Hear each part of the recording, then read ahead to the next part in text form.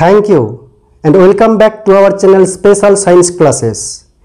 আজকে আমরা ক্লাস 12 এর কারেন্ট ইলেকট্রিসিটি অর্থাৎ প্রবাহী তড়িৎ বা চলতড়িৎ নিয়ে আলোচনা করব। ক্লাস 10 এও তোমরা পড়েছো, ক্লাস 12 এ আরো ডিটেইলসে আমরা আলোচনা করব।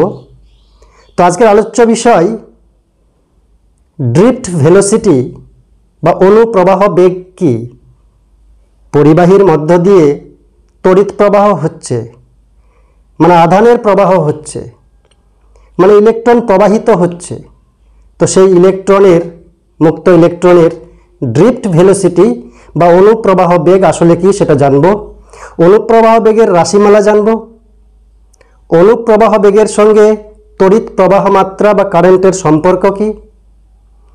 ইলেকট্রনের সচলতা অর্থাৎ মোবিলিটি বলতে কি বোঝো। আমরা জানব যে ড্রিফট ভেলোসিটির সঙ্গে বিভবের কি সম্পর্ক, অর্থাৎ সহজ ভাষায় ওহমের সূত্র আমরা স্থাপন করব এই ড্রিফট ভেলোসিটি বা অনুপ্রবাহ বেগের সহায়তায়। এবং আমরা তড়িৎ প্রবাহ মাত্রা জানি, আমরা তড়িৎ প্রবাহ মাত্রার ঘনত্ব এবং রাশিমালা জানব। তো প্রথমে খুব সিম্পল কিছু কথা, যে প্রবাহী তড়িৎ বা তড়িৎ প্রবাহ আসলে কি। তোমরা জানো, এগুলো ক্লাস 10 এ পড়েছো। তড়িৎ প্রবাহ বলতে আধানের প্রবাহ,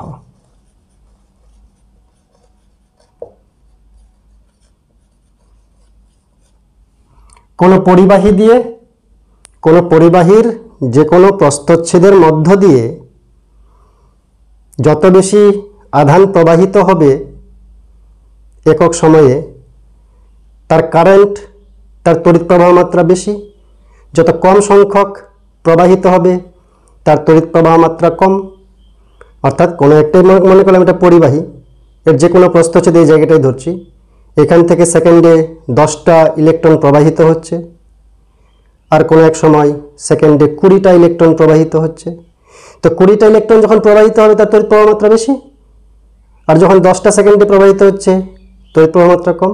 অর্থাৎ আধানের প্রবাহের যে হার সময়ের সাপেক্ষে কোনো পরিবাহীর যে কোনো প্রস্থচ্ছেদের মধ্য দিয়ে, যে কোনো প্রস্থচ্ছেদের মধ্য দিয়ে যে পরিমাণ আধান একক সময়ে প্রবাহিত হয় তাকে বলা হয় তড়িৎ প্রবাহ মাত্রা। তোমরা এগুলো পড়েছো, তাই এগুলো ডিটেলস আলোচনা করব না।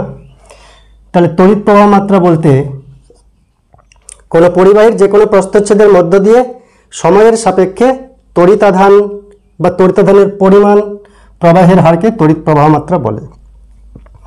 তড়িৎ প্রবাহ মাত্রা, ইন্টেন্সিটি অফ কারেন্ট, আমরা আই অক্ষর দিয়ে চিহ্নিত করি। I is equal to Q by T, class 10 অবধি পড়েছ। এখানে টিটা 1 সেকেন্ড, কিন্তু 1 সেকেন্ডের থেকেও ক্ষুদ্র হতে পারে। ক্ষুদ্রাতি ক্ষুদ্র, অতি ক্ষুদ্র সময়ের অবকাশে, অর্থাৎ যাকে আমরা ক্যালকুলাসের ভাষায় ধরি ডিটি সময়ের অবকাশে যদি ডিকিউ পরিমাণ আধান প্রবাহিত হয়, ক্ষুদ্রাতি ক্ষুদ্র সময় ধরতে হবে। মনে করলাম যে এখান থেকে আধান, এটা পরিবাহী, এখান থেকে আধান ডিকিউ পরিমাণ আধান প্রবাহিত হচ্ছে ডিটি টাইমের অবকাশে। তাহলে কিউ বাই টি না করে সেটাকে আমরা ক্ষুদ্র সময় ডিটি অবকাশে ডিকিউ পরিমাণ তড়িতাধান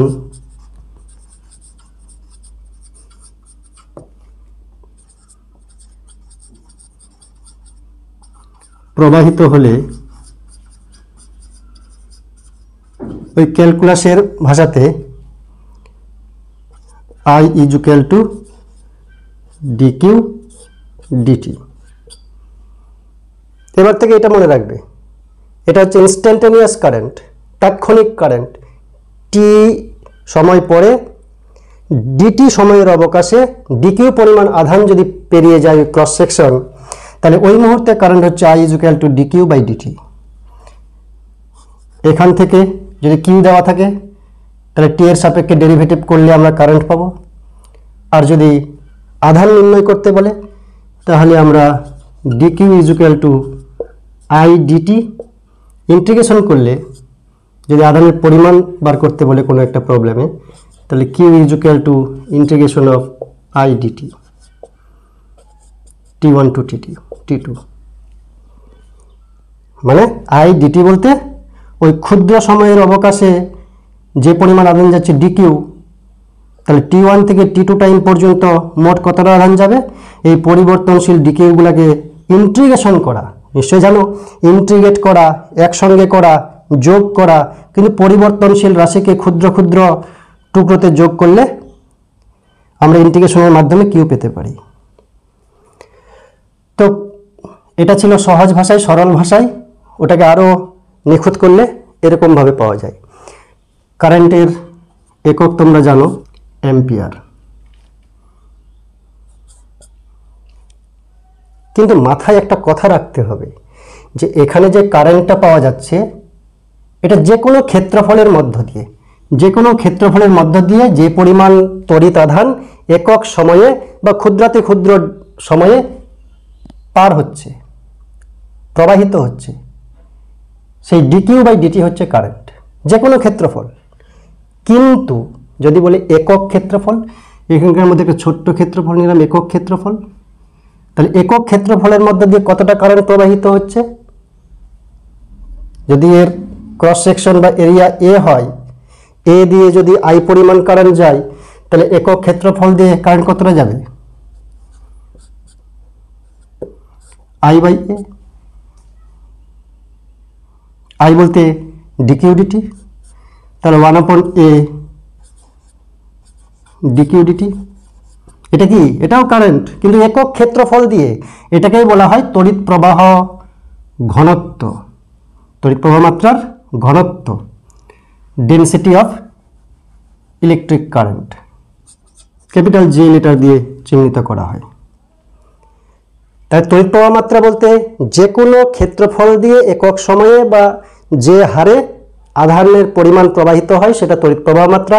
কিন্তু একক ক্ষেত্রফলের মধ্য দিয়ে লম্বভাবে যে পরিমাণ তড়িতাধান প্রবাহিত হয় একক সময়ে তাকে বলা হচ্ছে তড়িৎ প্রবাহ মাত্রার ঘনত্ব। এবার আমরা জানব ইলেকট্রনের ড্রিফট ভেলোসিটি, অনুপ্রবাহ বেগ বা তাড়না বেগ। তো তার আগে একটা বিষয় তোমরা জানো যে তড়িৎ প্রবাহ মাত্রা স্কেলার রাশি, যদিও তার নির্দিষ্ট মান রয়েছে, দিক রয়েছে। তার কারণ কি? কারণ যে তড়িৎ প্রবাহ মাত্রা ভেক্টরের যে বীজগাণিতিক সূত্র সেগুলা মানে না। একটু বলে দিই, নিশ্চয়ই জানো, তবু বলি। মনে করলাম এদিক থেকে 3 অ্যাম্পিয়ার কারেন্ট যাচ্ছে, এদিক থেকে 4 অ্যাম্পিয়ার কারেন্ট আসছে। তাহলে এখানে যদি একটা তার থাকে, এদিকে কত কারেন্ট যাবে ওই অ্যাঙ্গেলের উপর ডিপেন্ড করে না, ডাইরেক্ট 3 অ্যাম্পিয়ার 4 অ্যাম্পিয়ার যোগ করে এখানে 7 অ্যাম্পিয়ার আসবে। যেহেতু স্কেলারের সূত্র মানছে সেজন্য স্কেলার রাশি তড়িৎ প্রবাহ মাত্রা। যাই হোক, আলোচনা করছি এবার ড্রিফট ভেলোসিটি বা ইলেকট্রনের অনুপ্রবাহ বেগ। অনুপ্রবাহ বেগ বা তাড়না বেগ, অর্থাৎ ড্রিফট ভেলোসিটি, অর্থাৎ ইলেকট্রনগুলা পরিবাহীর মধ্য দিয়ে গড় গতিবেগ কততে দৌড়ায়, সহজ ভাষায়। এটা বোঝাবার আগে একটা ছোট্ট একটা উদাহরণ দিই, যদি ক্লিয়ার হয় খানিকটা। যে গরমকালে গ্রামের ধান ক্ষেত, গম ক্ষেতের মাঝখান দিয়ে যদি মেঠো পথ দিয়ে তোমরা বিকালবেলা যাও, বাতাস নেই, দেখা যায় অনেক জায়গায় মাথার উপর অনেকগুলো ছোট ছোট পোকা ঘুরে বেড়ায়, এদিক সেদিক ঘুরে বেড়ায়, এক জায়গাতেই ঘুরে বেড়াচ্ছে গোটা পোকার দলটা। অর্থাৎ পোকার দলটা একটা নির্দিষ্ট অঞ্চলের মধ্যে ছোটাছুটি করছে র্যান্ডমলি ভাবে এদিক ওদিক, তাদের নিজস্ব শক্তির কারণে। এবার যদি হালকা একটা বাতাস বয়ে যায়, দেখবে ওই গোটা দলটাই আস্তে আস্তে সরে যাচ্ছে। যখন সরে যাচ্ছে তারা কি সব তীরের মতো একদিকে ছুটে যাচ্ছে? না, তারা ছোটাছুটি করছে। ছোটাছুটিরত অবস্থাতেই তারা একদিকে সরে যাচ্ছে। এই যে তাদের গড় বেগ নির্দিষ্ট দিকে যাওয়ার, কিসের কারণে? বাহ্যিক একটা বল বায়ু প্রবাহের কারণে। সেটা ওই পোকাগুলার সম্মিলিতভাবে যে গড় বেগ, সেটা হচ্ছে ড্রিফট ভেলোসিটি ওই পোকাগুলার। তা ঠিক সেরকম আমরা যদি ইলেকট্রনের অনুপ্রবাহ বেগ বা তাড়না বেগ আমরা নির্ণয় করতে চাই, তাহলে মনে রাখবো যে প্রত্যেকটা ধাতব পদার্থে অসংখ্য প্রচুর মুক্ত ইলেকট্রন থাকে। কি থাকে? মুক্ত ইলেকট্রন।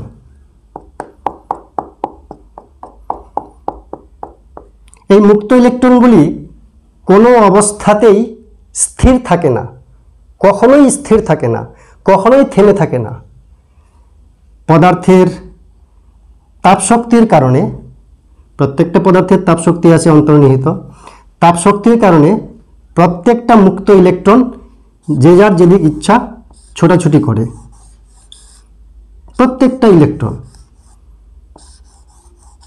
বামে ডানে উপরে নিচে ছোটাছুটি করছে প্রত্যেকটা ইলেকট্রন, ওই পোকাগুলার মতন। কোন শক্তির কারণে? তাপ শক্তির কারণে, যাকে ইলেকট্রনগুলির তাপীয় গতিবেগ বলে। কি বলে? তাপীয় গতিবেগ, যার মানটা বেশ বড়, 10⁵ মিটার পার সেকেন্ড। মানে সেকেন্ডে 100 কিমি বেগে যাচ্ছে প্রত্যেকটা, যদি গতিবেগ আমরা হিসাব করি প্রায়। কিন্তু সম্মিলিতভাবে এটা স্পিড, বা এইখান থেকে এখানে যাওয়ার যে এই সহজ সরল পথে যে যাচ্ছে, এইটুকুনের গতিবেগ হচ্ছে এটা, এইটুকুনের গতিবেগ হচ্ছে এটা। কিন্তু বাম ডান উপর নিচ সব দিক দিয়ে যাচ্ছে, গতিবেগ তো ভেক্টর রাশি। তাই যদি আমরা ভেক্টর রাশির বিচারে যদি গড় গতিবেগ নির্ণয় করি, গড় গতিবেগ, তাহলে গড় গতিবেগ কত আসবে? 0। গড় গতিবেগ কত আসবে? 0। অর্থাৎ U average equal to u1 plus u2 plus u3। কোনো এক মুহূর্তে মনে করলাম যে একটা ইলেকট্রনের বেগ আছে u1, সেই মুহূর্তে একটা u2, একটা u3, এরকম করে অনেকগুলো যদি থাকে, তাকে যদি আমরা ইলেকট্রনের সংখ্যা দিয়ে ভাগ করি, তাহলে সেটা হবে 0। ওই পোকাগুলোর মতন একটা নির্দিষ্ট সময়ে তাদের গড় গতিবেগ হচ্ছে 0, কারণ বামেও যাচ্ছে, ডানেও যাচ্ছে, উপরেও যাচ্ছে, নিচেও যাচ্ছে, ওই জায়গার মধ্যেই আটকে আছে, যদি না বাহ্যিক কোনো বল প্রয়োগ হয়। তো এদেরও গড় গতিবেগ হচ্ছে 0, গড় গতিবেগ 0। কিন্তু এবার যদি বাহ্যিক একটা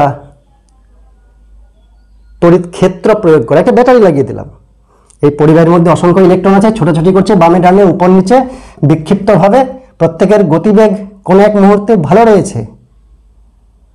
কিন্তু যখন গড় গতিবেগ নির্ণয় করছি, ইলেকট্রনটা বামেও যাচ্ছে, ডানেও যাচ্ছে, উপরেও যাচ্ছে, নিচেও যাচ্ছে, তাই গড় গতিবেগে মান আসছে 0। একক ইলেকট্রনের বা সম্পূর্ণ ইলেকট্রনগুলির সম্মিলিত গড় গতিবেগ 0। কিন্তু এবার যদি এখানে একটা ব্যাটারি লাগিয়ে দেওয়া যায়, এটা তড়িৎ ক্ষেত্র প্রয়োগ করা যায়,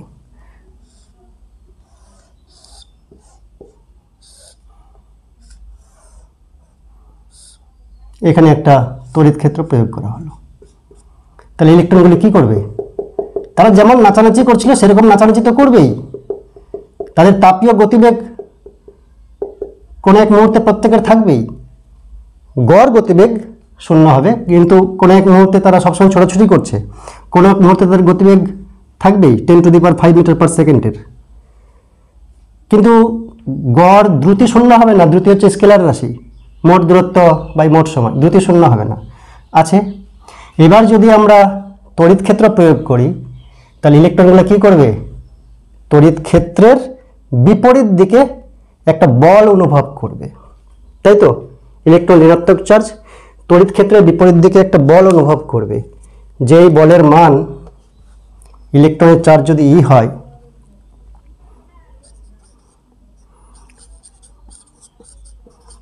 বাহ্যিক তড়িৎ ক্ষেত্র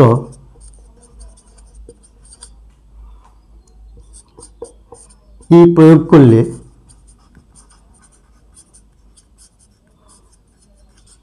প্রতিটি ইলেকট্রন, মুক্ত ইলেকট্রন বলা ভালো,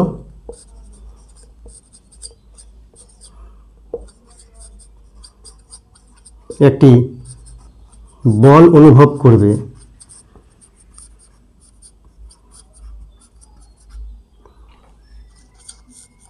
এবং তড়িৎ ক্ষেত্রের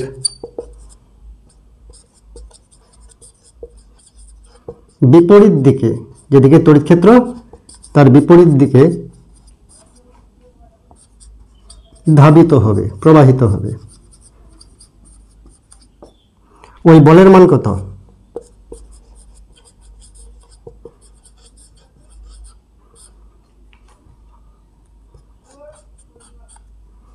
মাইনাস ই ই,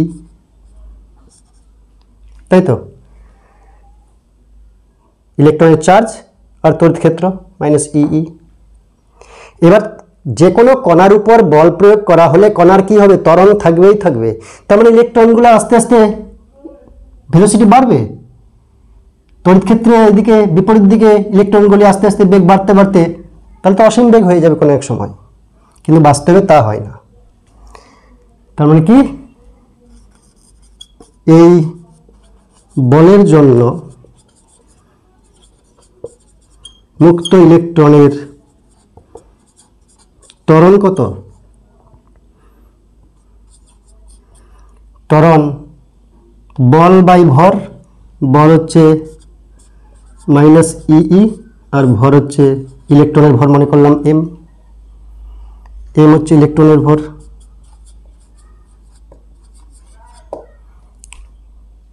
এম হচ্ছে ইলেকট্রনের ভর। তাহলে এই ত্বরণের কারণে তাদের ভেলোসিটি বাড়ার কথা, কিন্তু বাস্তবে বাড়ে না, বরঞ্চ একটা কনস্ট্যান্ট ভেলোসিটিতে তারা প্রবাহিত হয় তড়িৎ ক্ষেত্রের বিপরীত দিকে, কিন্তু বাস্তবে বেগ বাড়ে না। কেন বাড়ে না? তার কারণ হচ্ছে এই ইলেকট্রনগুলি তো ছোটাছুটি করছে।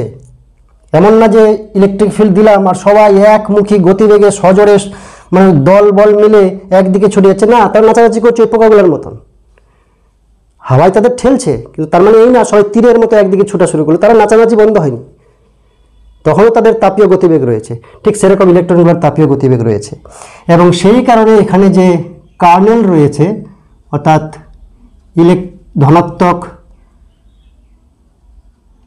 পরমাণু রয়েছে, ধনাত্মক আয়ন রয়েছে, সেই আয়নদের সঙ্গে এদের হোঁচট খাওয়া খেয়ে চলে, ধাক্কা খায়। অর্থাৎ ইলেকট্রনটা যখন সজোরে আসছে, ইলেকট্রন তো নেগেটিভ, এগুলো প্লাস হয়ে আছে মুক্ত ইলেকট্রনগুলিকে বাইরে বার করার জন্য, সেই প্লাসের কাছে যখনই আসবে ইলেকট্রনের গতিবেগ কমে যাবে, টেনে ধরে রাখার চেষ্টা করবে। তাই তড়িৎ ক্ষেত্র এই বল ইলেকট্রনের গতি বাড়ার চেষ্টা করছে, আর এই সমস্ত কার্নেল বা ধনাত্মক আয়ন ইলেকট্রনের গতিবেগ কমানোর চেষ্টা করছে কলিশনের কারণে।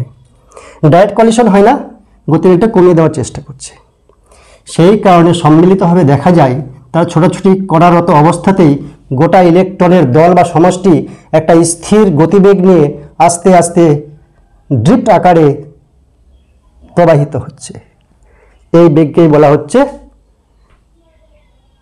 ড্রিফট ভেলোসিটি বা তাড়না বেগ। তাড়না বেগের মান কম, 10⁻⁻⁴ মিটার পার সেকেন্ড। যদি আমরা সংজ্ঞাটা লিখতে চাই তাহলে সংজ্ঞাটা কি হবে আগে মুখে মুখে বলে দিই, যে বাহ্যিক বিভব প্রভেদ, তড়িৎ ক্ষেত্র প্রয়োগ করা মানে বিভব প্রভেদ, বাহ্যিক বিভব প্রভেদের কারণে পরিবাহীর মুক্ত ইলেকট্রনগুলি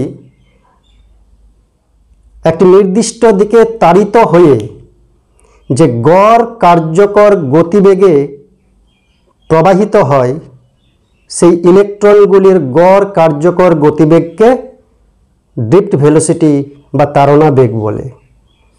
সেই ড্রিফট ভেলোসিটির রাশিমালা আমরা তৈরি করব, অতি সহজ, বেশ ইন্টারেস্টিং। তাহলে কি লিখলাম? তাড়না বেগ বা অনুপ্রবাহ বেগ প্রযুক্ত বিভব প্রভেদ দ্বারা তাড়িত হয়ে, পোকাগুলোর ক্ষেত্রে যেমন একটা মৃদু বাতাস তাদেরকে তাড়িত করছে, মুক্ত ইলেকট্রনগুলির বেলায় বিভব প্রভেদ, বাহ্যিক বিভব প্রভেদ বা তড়িৎ ক্ষেত্র। প্রযুক্ত বিভব প্রভেদ দ্বারা তাড়িত হয়ে কোনো নির্দিষ্ট দিকে মুক্ত ইলেকট্রনগুলি যে গড় কার্যকর গতিবেগ লাভ করে তাকেই তাড়না বেগ বা ভিডি বলে। এবার আমরা তাড়না বেগের রাশিমালা প্রতিষ্ঠা করব। রাশিমালাতে এই বিষয়গুলো লাগবে, যে এভারেজ তাপীয় গতিবেগ 0, বাহ্যিক তড়িৎ ক্ষেত্র প্রয়োগ করা হলো, তো প্রত্যেকটা ইলেকট্রন এই পরিমাণ বল অনুভব করবে, এই ত্বরণটা সৃষ্টি হবে, প্রত্যেকটা ইলেকট্রনের ত্বরণ সমান হবে, কারণ ই কনস্ট্যান্ট, ইলেকট্রনের ভর কনস্ট্যান্ট, আর তড়িৎ ক্ষেত্র একটা প্রয়োগ করা হয়েছে নির্দিষ্ট মানের, তাই টোটাল অ্যাক্সিলারেশনটা কনস্ট্যান্ট। এবার মনে রাখতে হবে যে এই যে ইলেকট্রনগুলা ডিপ ভেলোসিটি যাচ্ছে তাদের মধ্যেও সংঘর্ষ হচ্ছে, সংঘর্ষ হতে হতেই যাচ্ছে। তো সংঘর্ষ হওয়ার কারণে, কি বললাম, সংঘর্ষ হওয়ার কারণে একটা ইলেকট্রন একদিকে ধাবিত হচ্ছে, এখানে ধাক্কা খেয়ে অন্যদিকে যাচ্ছে, এখানে ধাক্কা খেয়ে এদিকে আসছে, এখানে ধাক্কা খেয়ে এদিকে যাচ্ছে, এদিকে ধাক্কা খেয়ে এদিকে আসছে, এইভাবে চলতে থাকছে প্রত্যেকটা ইলেকট্রন। তাতে পরপর দুটি ধাক্কার বা মধ্যবর্তী দূরত্বকে বলা হচ্ছে ফ্রি পাথ, মুক্ত পথ, এবং দুটি পরপর ধাক্কা ঘটতে যে সময় লাগে তাকে বলা হচ্ছে রিল্যাক্সেশন টাইম, রিল্যাক্সেশন সময়। কি বললাম, দুটো ভাষা জানতে হবে, একটা হচ্ছে রিল্যাক্সেশন সময়,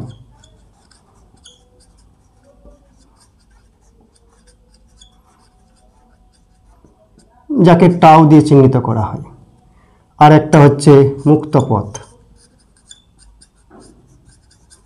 যাকে ল্যামডা বলা হয়। পরপর দুটি সংঘর্ষের মধ্যবর্তী দূরত্বকে বলে মুক্ত পথ, আর পরপর দুটি সংঘর্ষ ঘটতে যে কোনো ইলেকট্রনের যে সময় লাগে তাকে বলে রিল্যাক্সেশন সময়। তাহলে যখন ইলেকট্রনটা একটা ধাতব আয়নের কাছাকাছি যাচ্ছে তার শক্তি কমিয়ে দিচ্ছে, কিন্তু আবার তড়িৎ ক্ষেত্র বলছে না তোমার শক্তি কমালে হবে না, আমি আছি, তড়িৎ ক্ষেত্র আমার শক্তি তার বাড়িয়ে দিচ্ছে। এইভাবে কমা বাড়ার মাধ্যমে প্রত্যেকটা ইলেকট্রন হিসাব করে দেখা যায় একটা গড় গতিবেগ নিয়ে নির্দিষ্ট দিকে ধাবিত হয়, যার মানটা আমরা বার করব ড্রিফট ভেলোসিটি হিসাবে। তাহলে মনে করলাম যে এই কার্নেলের কাছে গেল, গতিবেগ কমে গেল, তারপরে আবার গতিবেগ বেড়ে গেল, এই গতিবেগ কমা বাড়ার মধ্যে দিয়ে চলছে। মনে করলাম টাউ টাইমে এখানে একটা ইলেকট্রনের গতিবেগ ছিল u1, এখানে যখন আসলো গতিবেগ হলো v1, দ্বিতীয় ইলেকট্রনের সংঘর্ষের সময় গতিবেগ ছিল u2, সংঘর্ষের পরে মানে টাউ টাইম পরে বা মুক্তপথ অতিক্রম করে তার গতিবেগ হলো v2, এরকম করে গতিবেগ পরিবর্তন হচ্ছে। তাহলে টাউ টাইম পরে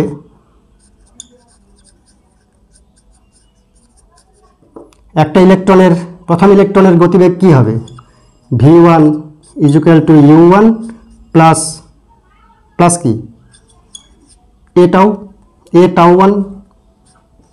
বুঝতে পারলাম কি না? বলতে যাচ্ছি, মনে করলাম প্রথম ইলেকট্রন যে সংঘর্ষ করার সময় তার প্রাথমিক গতিবেগ ছিল u1, এবার যেহেতু বল প্রয়োগ হচ্ছে ই, তাদের ত্বরণ হচ্ছে এটা, তো আমরা জানি v1 equal to u1 plus alpha T, ত্বরণ ইন্টু সময়। প্রাথমিক গতিবেগের সঙ্গে ত্বরণ সময়ের গুণফলটা যোগ করে দিলে চূড়ান্ত গতিবেগ পাওয়া যায়। তাহলে v1 equal to u1 plus এটি, এই যেহেতু ত্বরণ, v2 u2 প্লাস এ টাউ 2, টাউ বলতে সময়। প্রথমে গতিবেগ ছিল 2 নম্বর ইলেকট্রনের u2, সংঘর্ষের মুহূর্তে কোণে টোমে এরকম দাঁড়াই ছিল, আর তারপরে ত্বরণের জন্য ত্বরণের জন্য টাউ টাইম পরে তার গতিবেগ মিলে আবার এটা দাঁড়ালো। গতিবেগ কমছে বাড়ছে, সংঘর্ষ কমাচ্ছে ত্বরণ বাড়াচ্ছে। তো যদি গড় গতিবেগ এরকম করে বার করতে চাই, অতএব গড় গতিবেগ যাকে বলছি আমরা ভিডি, দেখো খুব সহজে চলে আসবে। v1 plus v2 plus dot dot dot ডিভাইডে মনে করলাম n সংখ্যক ইলেকট্রন রয়েছে। তাহলে এটা এখান থেকে যদি মানগুলো বসাই, v1 এর জায়গায় u1 plus alpha tau 1, v2 এর জায়গায় u2 plus a tau 2, v3 এর জায়গায় u3 প্লাস a টাউ 3, এরকম করে যদি করি u1 plus a tau 1, u2 plus a tau 2 plus u3 plus a tau 3, এরকম করে চলতে থাকবে ডিভাইডেড বাই n। এবার আসবে ভ্যান ভ্যানা ভ্যান ভ্যান। কি আসবে? ভ্যান ভ্যানা ভ্যান ভ্যান। কেন বলছি ভ্যান আর ভ্যানা একটু পরে শুনতে পাবে। ভ্যান ভ্যানা ভ্যান দিয়ে সমস্ত অঙ্কগুলো করা যাবে এই চ্যাপ্টারের। দুটি আজীব শব্দ, ভ্যান ভ্যানা ভ্যান ভ্যান। তার ভিডি আসছে কত? u1 গুলো একদিকে নিয়ে নিলাম, u1 plus u2 plus dot dot u3 divide by n plus a যদি কমন নিই tau 1 plus tau 2 dot dot dot divide by n। এটা হচ্ছে 0, ইউ এভারেজ, এই যে এখানে করেছিলাম। থাকলো কি? থাকলো কি এ টাউ এভারেজ। এবার টাউ এভারেজকে টাউ হিসেবে চিহ্নিত করতে পারি আমরা। তাহলে এটা হচ্ছে এ টাউ এভারেজ। এর মান কত? এর মান হচ্ছে মাইনাস ই বাই এম। তাহলে ভিডি হচ্ছে মাইনাস এ, এর মান তো বসাচ্ছি, ভিডি হচ্ছে এর মান বলতে মাইনাস ই বাই এম। এটা হচ্ছে ড্রিফট ভেলোসিটির রাশিমালা। আমি মুখস্থ করি কিভাবে? Drift velocity e tau by m, কিছুই না, ই কে লম্বা করে বলো, e tau by m, E tau by m, drift velocity e tau by m. আর যেটা বলছিলাম ভ্যান ভ্যানা ভ্যান ভ্যান, একটু সংক্ষেপে বলে দিই, পরে ওখানে যাচ্ছি। যে কারেন্ট যদি বার করি, কারেন্ট যদি বার করি তাহলে আসবে ভ্যানা।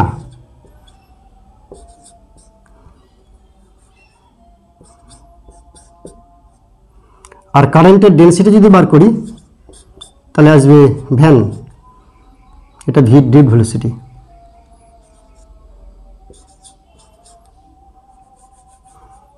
এগুলো দিয়ে অঙ্ক হবে, প্রচুর প্রবলেম সলভ করা যাবে। মনে রাখার জন্য বলি কারেন্ট হচ্ছে ভ্যানা আর ডেনসিটি, কারেন্ট ডেনসিটি হচ্ছে ভ্যান। ভ্যান ভ্যানা ভ্যান ভ্যান, ভ্যান ভ্যানা ভ্যান ভ্যান। ড্রিফট ভেলোসিটির সঙ্গে তড়িৎ ক্ষেত্রের সম্পর্ক তৈরি হলো, কিন্তু বিভব পার্থক্যের মধ্যে কি সম্পর্ক? বিভব পার্থক্যের সঙ্গে সম্পর্ক, ড্রিফট ভেলোসিটি আর বিভব পার্থক্য।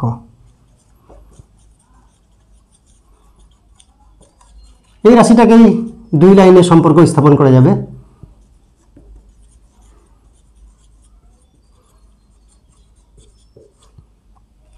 আমরা ড্রিফট ভেলোসিটি বা অনুপ্রবাহ বেগ কি পেলাম? একটু মনে রাখতে হয় চালাকি করে। অনুপ্রবাহ বেগ ভিডি আমি মনে রাখি ই টাউ বাই এম, একটা ছোট হাতের ই একটা বড় হাতের ই, টাউ এভারেজ বাই এম। ই এর মান পরিবর্তন করে বিভব পার্থক্য নিয়ে আসতে হবে। তো এখানে ই ছিল তড়িৎ ক্ষেত্র, বাহ্যিক তড়িৎ ক্ষেত্র, আর মনে করলাম বিভব পার্থক্য আছে ভি। এই পরিবাহীটার দৈর্ঘ্য হচ্ছে এল। তাহলে আমরা কি লিখতে পারি? আমরা লিখতে পারি v equal to minus e dot d x. আর যদি ম্যাগনিটিউড নিয়ে শুধু কাজ করি তাহলে সহজ ভাষায় v equal to e l, d x বলতে দৈর্ঘ্য, ই এল। তাহলে e equal to v by l. E equal to v by l. এখানে কতটা তড়িৎ ক্ষেত্র তৈরি হবে, যে পরিমাণ বিভব দিব সেই বিভবকে দৈর্ঘ্য দ্বারা ভাগ করে দাও, তাহলে ভি বাই এল করলে ই পাওয়া যায়। তাই ইর পরিবর্তে লিখবো ভি বাই এল। তাহলে এখান থেকে আমরা পাচ্ছি V D equal to minus E, এর পরিবর্তে লিখবো V by L, V by L into tau. এটা হচ্ছে বিভব পার্থক্যের সঙ্গে ড্রিফট ভেলোসিটির সম্পর্ক। ভি বলতে বিভব পার্থক্য। এবার আমরা তড়িৎ প্রবাহ মাত্রা, ইন্টেন্সিটি অফ কারেন্ট, তড়িৎ প্রবাহ মাত্রার সঙ্গে ড্রিফট ভেলোসিটির সম্পর্ক নির্ণয় করব। ভিডি এবং আই এর সম্পর্ক।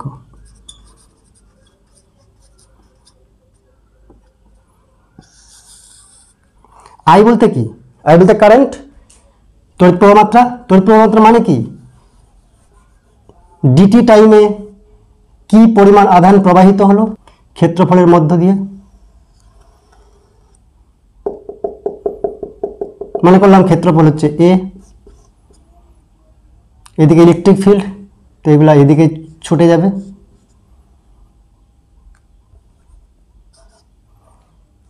তো যদি ধরে নিই আমরা যে একক আয়তনে মুক্ত ইলেকট্রন সংখ্যা, আমাকে ইলেকট্রনের কতগুলো আধান, কি পরিমাণ আধান একক সময়ে বা ডিটি সময়ে প্রবাহিত হচ্ছে, ডিকিউ ডিটি, আমরা I equal to D Q D T এটাই বার করব। তো মনে করলাম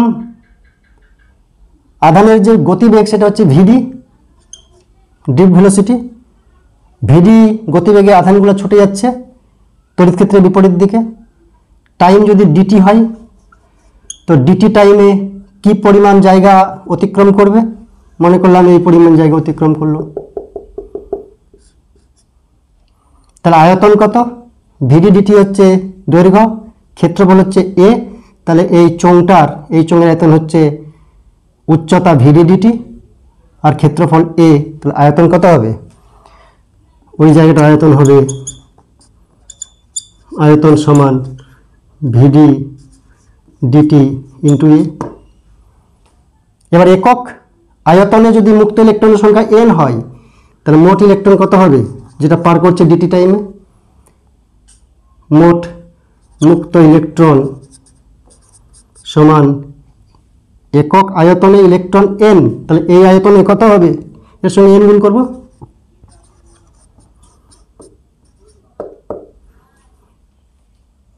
এন কি করে আসলো?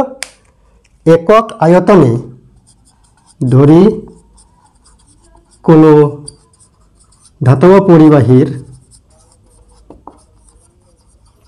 একক আয়তনে মুক্ত ইলেকট্রন সংখ্যা, একক আয়তনে এন সংখ্যক করে রয়েছে মুক্ত ইলেকট্রন। তাহলে একটা ক্ষেত্রফল সেটা ডিটি টাইমে কতগুলো ইলেকট্রন ক্রস করবে। তো ইলেকট্রন তো সব জায়গাতেই আছে, এখানে আঁকাচ্ছেন এখানে সব জায়গায় আছে। তাহলে ডিটি টাইমে কতটা ইলেকট্রন পার করবে, তো ডিটি টাইমে কতদূর যাচ্ছে, সব জায়গাতে ডেনসিটি সমান আছে আমি ধরে নেব। একক আয়তনের ডেনসিটি ইলেকট্রনের হচ্ছে এন।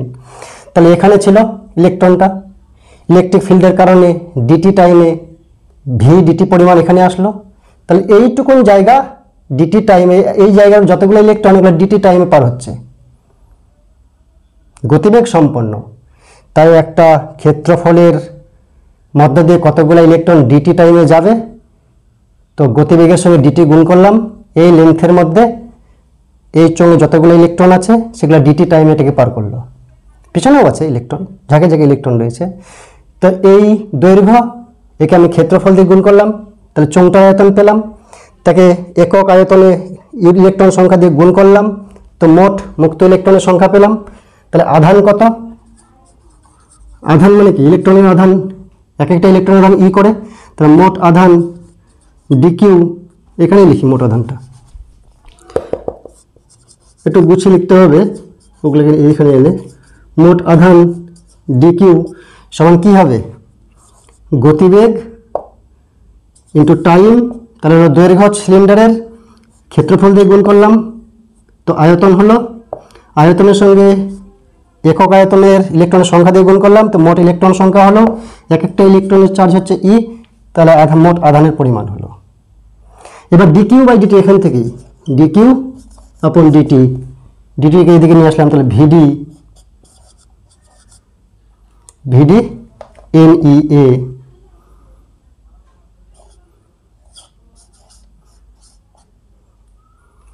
আর ডিটি মানে হচ্ছে আই, তাহলে আই ইজুয়াল কি আসলো, ভেনা আসলো কিনা, ভ্যান ভেনা ভ্যান ভেনা, এই ভিডি বলতে ভি ধরো, ভি ই এন এ ভেনা। এবার আমরা জানি তড়িৎ প্রবাহের ঘনত্ব যে একক ক্ষেত্রফল দিয়ে প্রবাহিত তড়িৎ প্রবাহ মাত্রার মান। তড়িৎ প্রবাহ মাত্রা কারেন্ট ইলেকট্রিসিটি গোটা ক্ষেত্রফল দিয়ে যায়, যে কোনো ক্ষেত্রফল, ছোট ক্ষেত্রফল বড় ক্ষেত্রফল, কিন্তু একক ক্ষেত্রফল দিয়ে কতটা কারেন্ট যাচ্ছে সেটা হচ্ছে তড়িৎ প্রবাহ মাত্রার ঘনত্ব যে। তো যে কি হবে, যে হবে আই বাই এ। তো এখান থেকে আই আছে, এটাকে ওইদিকে নিয়ে গেলাম, তাহলে শুধু ভ্যান বাঁচলো। তো এটা হচ্ছে ভিই এন, ডিপ ভেলোসিটি, ইলেকট্রনের চার্জ আর একক আয়তনে ইলেকট্রনের সংখ্যা। এবার আমরা মোবিলিটি অফ ইলেকট্রন আলোচনা করব। ইলেকট্রনের সচলতা একেবারে জলের মতো সহজ। ইলেকট্রনের মানে মুক্ত ইলেকট্রনের সচলতা বা মোবিলিটি, মোবিলিটি মিউ দ্বারা প্রকাশ করা হয়। মোবিলিটি আর কিছুই না, ড্রিফট ভেলোসিটি, তড়িৎ ক্ষেত্র ই প্রয়োগ করলে ড্রিফট ভেলোসিটি হচ্ছে কোনটা, এই যে ই tau by m, e tau by m drift velocity. E তড়িৎ ক্ষেত্রের জন্য যদি একক তড়িৎ ক্ষেত্র দিই তাহলে যে পরিমাণ ড্রিফট ভেলোসিটি হবে একক তড়িৎ ক্ষেত্রের জন্য, ই তড়িৎ ক্ষেত্র দিচ্ছি তো ই টাও বাই এম। এবার একক তড়িৎ ক্ষেত্র দিলে যেটা হবে সেটা হচ্ছে মোবিলিটি বা সচলতা, সচলতা বলে। তাহলে সেটা কি আসবে, ভিডি বাই ই, মানে যদি বলি ভিডি মানে কি, minus E tau by M. তো ই দিয়ে যদি ভাগ করি, নিচে একটা ই দিয়ে ই কেটে যাবে, minus E tau by M is the mobility of electron. এবার আমরা ওহমের সূত্র উপস্থাপন করব ড্রিফট ভেলোসিটি এবং তড়িৎ প্রবাহ মাত্রার সহায়তায়। ভ্যান ভ্যানা ভ্যান ভ্যান বলেছিলাম, তাহলে তড়িৎ প্রবাহ মাত্রার ফর্মুলা কি ছিল,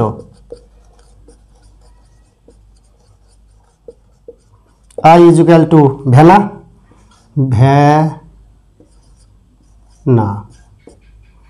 তাই তো, আর জে ইজ ইকুয়াল টু ভ্যান, এটাই ডি ধরবো না কিন্তু, ভি ই এন এ ভ্যানা, আর জে ইজ ইকুয়াল টু ভ্যান। তো এটা আই, এখানে ভিডির মান যদি আমরা বসাই, ড্রিফট ভেলোসিটির মান কি ছিল, মাইনাস, আর ম্যাগনিটিউড নিচ্ছি, মাইনাস নিব না, ই টাও বাই এম। এবার ই এর মান কি জানি, ই এর মান জানি ভি বাই এল।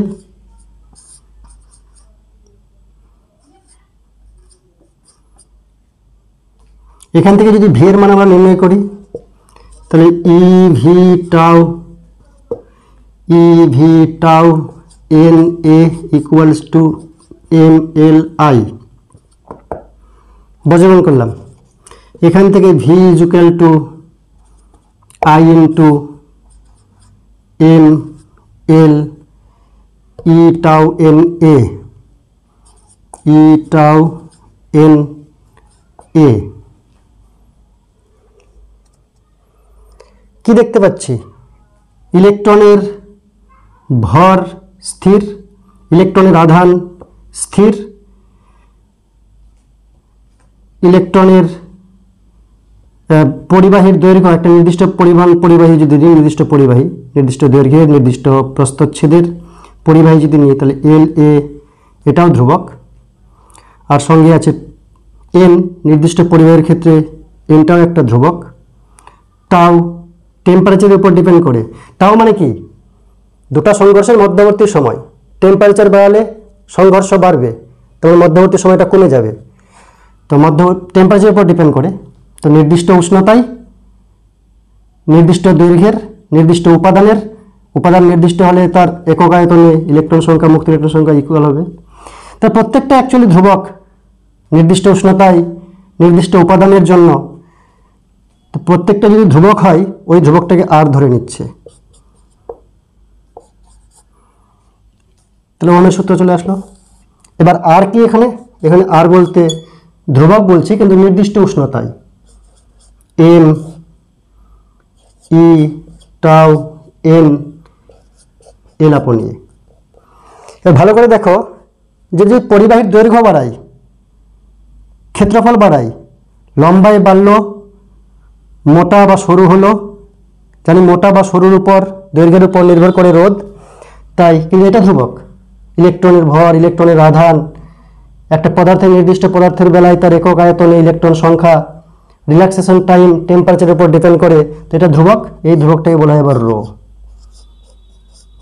তাহলে R is equal to rho L by A. তাহলে এখান থেকে আমরা সব পেয়ে যাচ্ছি, যেটা ওহমের সূত্র থেকে আলাদা করে বার করেছিলাম। তাহলে পরিবাহীর রোধ নির্ভর করছে নির্দিষ্ট পরিবাহীর ক্ষেত্রে দৈর্ঘ্য এবং প্রস্থচ্ছেদের উপর, আর রোধাঙ্ক হচ্ছে স্থির। রোধাঙ্ক কার উপর ডিপেন্ড করছে? এম মানে উপাদান, ও এম বলতে ইলেকট্রনের ভর, ই টাউ এন টাউ এদের উপর। তো টাউ ডিপেন্ড করে টেম্পারেচারের উপর, উষ্ণতার উপর নির্ভর করে। উষ্ণতা বাড়লে কলিশন বাড়ে, কলিশন বাড়লে রিল্যাক্সেশন টাইমটা কমে যাবে, তাড়াতাড়ি কলিশন হবে। এটা কমে গেলে রো এর মান বাড়বে। ধাতব পদার্থের ক্ষেত্রে দেখা যায় যে উষ্ণতা বাড়লে রোধাঙ্ক বাড়ে। কারণ নির্দিষ্ট উপাদানের জন্য, নির্দিষ্ট একটা ধাতু মানে কপার বা তামা, তার আমরা উষ্ণতা বাড়াচ্ছি, তার রোধাঙ্ক বাড়বে। রোধাঙ্ক এমনিতে নির্দিষ্ট উপাদানের জন্য, নির্দিষ্ট উষ্ণতার জন্য রোধাঙ্ক স্থির। ধাতব পদার্থের উষ্ণতা বৃদ্ধিতে রোধাঙ্ক বাড়ে। এরকম করে একটা গ্রাফ চাই, জিরোতে কিন্তু রোধাঙ্ক শূন্য হবে না। আর অর্ধপরিবাহীর ক্ষেত্রে উষ্ণতা বৃদ্ধিতে কলিশন বাড়ছে। কলিশন বাড়ছে মানে কি? সময়টা কমছে, রিল্যাক্সেশন টাইমটা কমছে, তাড়াতাড়ি কলিশন হচ্ছে। কলিশন বাড়ছে মানে তাড়াতাড়ি কলিশন হচ্ছে, তো এটা কমে যাচ্ছে। এটা কমে গেলে রোধাঙ্ক বাড়ছে। কিন্তু আরও একটা কাণ্ড ঘটছে, যে উষ্ণতা বৃদ্ধিতে আধানের, মুক্ত আধানের সংখ্যা বেড়ে যায় অর্ধপরিবাহীর ক্ষেত্রে। তো এটা যদি বেড়ে যায়, নিচের টার্ম বেড়ে যাচ্ছে মানে এটা কমে যাচ্ছে। এবার এর প্রভাবটা বেশি অর্ধপরিবাহীর ক্ষেত্রে, তাই ডাউনটা বেশি, রোধাঙ্ক কমে যায়। তাই অর্ধপরিবাহীর ক্ষেত্রে উল্টো গ্রাফ হয়, যে উষ্ণতা বৃদ্ধিতে রোধাঙ্ক হ্রাস পায়। অর্ধপরিবাহী বা সেমিকন্ডাক্টর, যেমন সিলিকন, জার্মেনিয়াম, গ্যালিয়াম আর্সেনাইড ইত্যাদি। আজকের জন্য এই পর্যন্তই। Thank you.